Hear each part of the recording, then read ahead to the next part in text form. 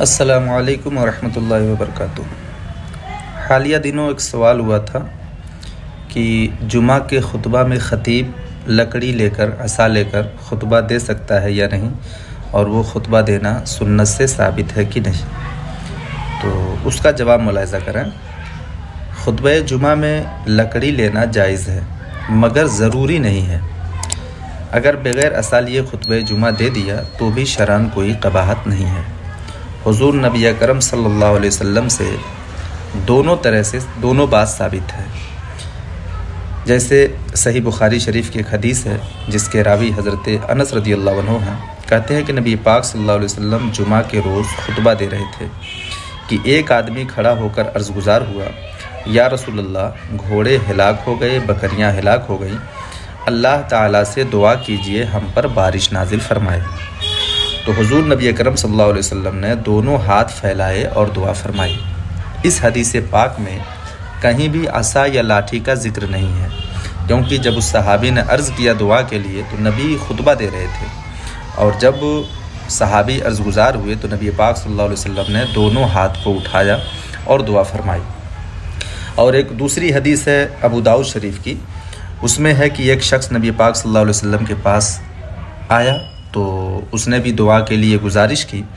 तो कहता है कि हम लोग एक वफ़द के साथ नबी पाक सल्लल्लाहु अलैहि वसल्लम के पास आए और कुछ दिन वहीं हमारा ठहरना हो गया।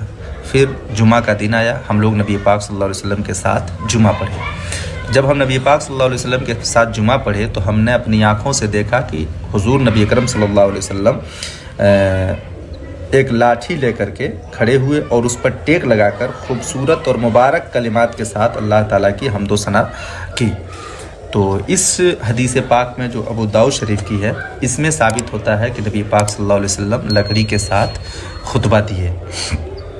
अब इस मसले में चूँकि हो गया इख्तलाफ, तो इस इख्तलाफ की बुनियाद पर हुज़ूर सैयदी सरकार आला हज़रत इमाम अहमद रज़ा ख़ान फ़ाज़िल बरेलवी अलैहि रहमतुर रिज़वान फरमाते हैं कि जब आपसे सवाल किया गया कि आदमी खुतबे के वक्त ख़तीब असा ले सकता है या नहीं, सुन्नत है या नहीं, तो सैयदी सरकार आला हज़रत जवाब देते हैं कि खुतबा में असा हाथ में लेना बाज़ उलमा ने सुन्नत लिखा और बाज़ ने मकरूह, और ज़ाहिर है कि अगर सुन्नत भी हो तो कोई सुन्नत मुअक्कदा तो नहीं है।